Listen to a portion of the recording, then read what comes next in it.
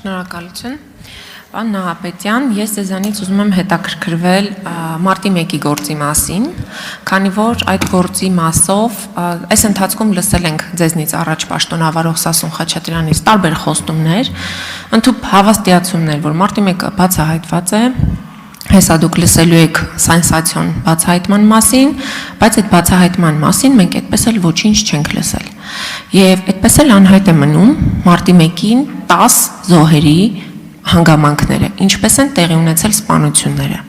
Երեկ պարոն Հակոբ Արշակյանն էլ զգացական ելույթ ունեցավ, նորից վերապրեցինք մարտի 1-ի օրերը։ Ես ուզում եմ հասկանալ, 2018 թվականից Նիկոլ Փաշինյանը անընդհատ հայտարարում էր, որ իր առաջնահերթությունն է մարտի 1-ի բացահայտումը որպես քաղաքական լիդեր։ Բայց այդ առաջնահերթությունից կամ առաջնահերթության հանրահռչակումից անցել է մոտ 8 տարի։ Ոչինչ հայտնի չէ։ Նիկոլ Փաշինյանն ասում է, իմ կարծիքով ամբողջությամբ բացահայտված է։ Մեզ պետք չի որևէ մեկի կարծիքով բացահայտումը։ Մեզ պետք է իրական բացահայտում մարտի 1-ի։ Ի վերջո, որպես նաև ես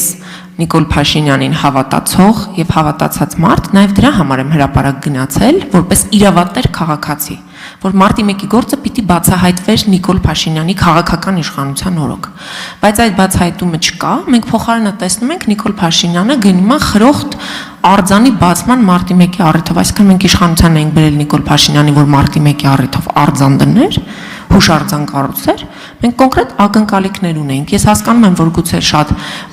մանրամասների դուք չեք տիրապետում այս թեմայով, բայց այնուամենայնիվ, որպես սկզբունքային հարց, ես ուզում եմ ազգային ժողովի ամբիոնից հստակ պատասխանեք մարտի 1-ի բացահայտումից ինչ կա,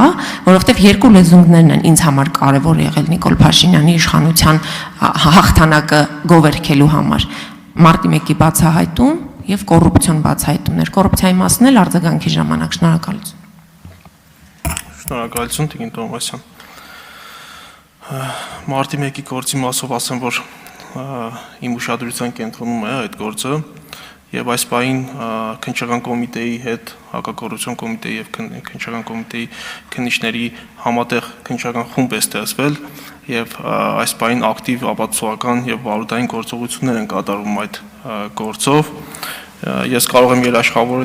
երաշխավորել, որ կիրականացվի համակողմանի եւ անաչառ քննություն, սակայն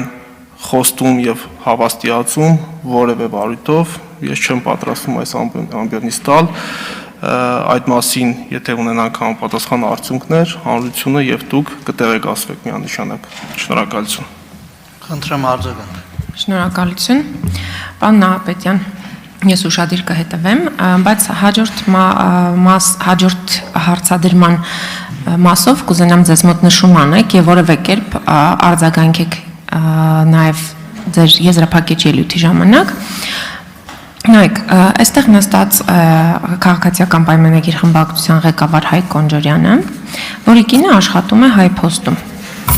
Հայփոստում աշխատում էր 2021 թվականի նրա տարեկան աշխատավարձը ըստ հայտարարագրի 6.8 միլիոն դրամ էր, այդ ժամանակ արդեն Հայկ Կոնջորյանը դարձավ ֆրակցիայի ղեկավար։ 22 թվականին նրա աշխատավարձը դարձավ 9.5 միլիոն դրամ, 23 թվականին դարձավ 10.5 միլիոն դրամ,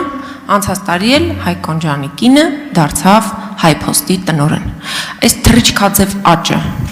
արդյոք որևէ աղերս ունի կոռուպցիոն որևէ գործարքի հետ, եւ եթե օրինակ Հայկ Կոնջորյանը չլիներ իշխող խմբակցության ղեկավար, արդյոք նրա կինը այս թռիչքը կունենար, այս կարիերան կկարողանար հաղթահարել։ Շնորհակալություն։ Շնորհակալություն, Տիկին Թոմասյան, ես չեմ կարող ձեր քաղաքական բնույթի հարցադրմանը պատասխանել, համենայնդեպս ձեր նկարագրած դեպքի մասով չեմ կարող ասել նաև նկատել որևէ կոռուպցիոն բնույթի տվյալ ձեր նկարագրածում։ Եթե ունեք այլ տվյալներ հանցանքի վերաբերյալ, ես խնդրում եմ պատշաճ հաղորդում ներկայացնել հակակոռուպցիոն կոմիտեում։ Շնորհակալություն։